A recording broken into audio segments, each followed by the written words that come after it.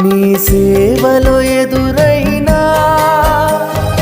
ఎన్నో సమస్యలలో నా బలమును చూచుకుని నిరాశ చెందితిని. నీ సేవలో ఎదురైనా ఎన్నో సమస్యలలో నా బలమును చూచుకొని నిరాశ చెందితిని.